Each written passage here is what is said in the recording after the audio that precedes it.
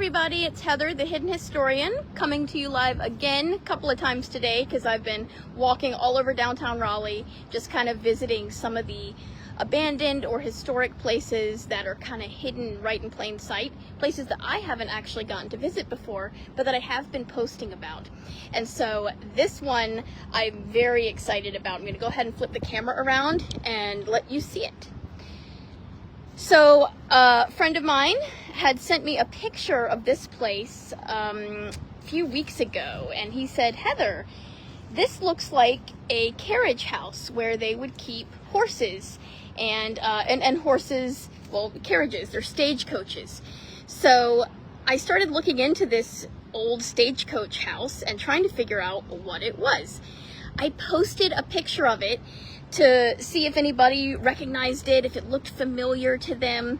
And by the way, I'm standing up here on the sidewalks because it is a no trespassing, no loitering type of location. So I don't want to get too close to it.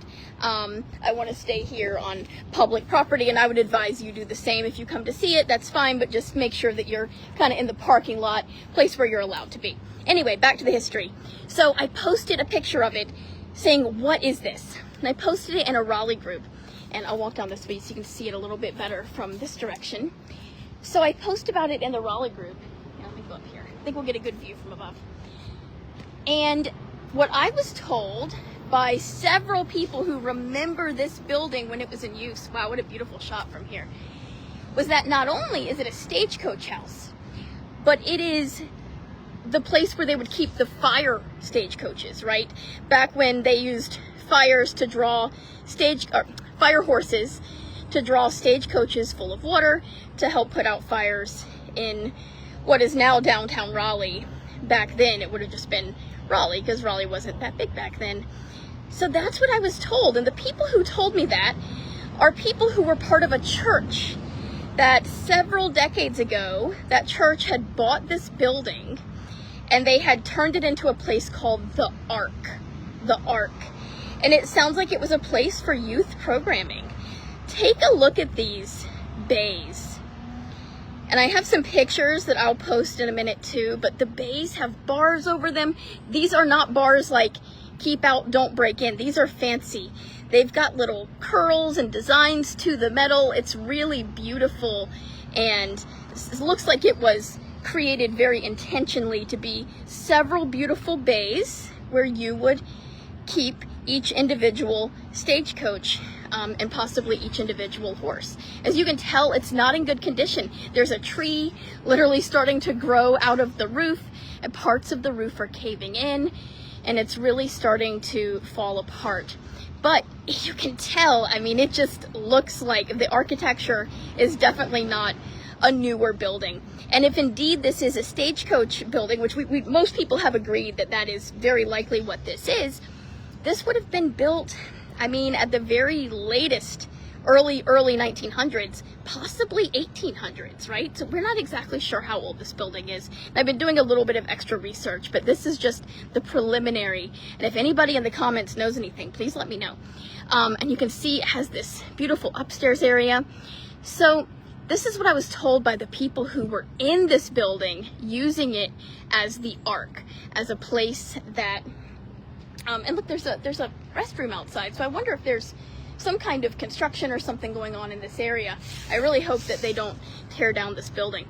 But it's a really beautiful building. Anyways, the students who came here when it was the Ark, before it was left to completely fall apart, they are the ones that told me they believe it was a fire for fire horses and fire stagecoaches. The reason they believed that, they said that there were, you could see the bays inside the building. You could actually still see where the stagecoach bays had been. And more importantly, they said the upstairs had a hole where the pipe would have gone, right? The pole where fires would come from upstairs and jump down the fire pole and get down quickly to the first floor and jump into the fire stagecoach. So if that's the case, this would have been a firehouse. And that is what many of the people believe who used this building. However, talking to a fire historian who really knows a lot about Raleigh's fire history, and a couple of other people who are pretty familiar with specifically fire history of Raleigh, and they follow the history of Raleigh's fires and fire departments and fire paraphernalia and things that they used during the time period. They said that they do not believe that this was a firehouse, mostly because they've never seen a firehouse like this mentioned in any of the research that they've done or any of the paperwork and old maps. So Flip, thank you. That's a great suggestion. So yes, we started to try and figure out, well, if there was a hole in the top floor, what was it for, and why did people believe this was indeed a fire-related facility? And that's a really good point. The hole could have been used for something else. It's very possible. I mean, you know how it is. You're kids and you go to this really cool building every week and you come up with legends, especially an old building like this. I'm sure there was all kinds of little nooks and crannies in there.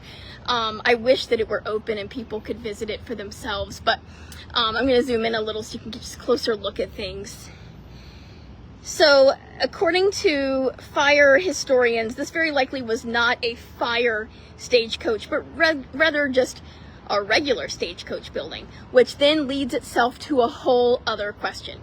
So, there is another stagecoach building in Raleigh that's still standing today. It looks nothing like this.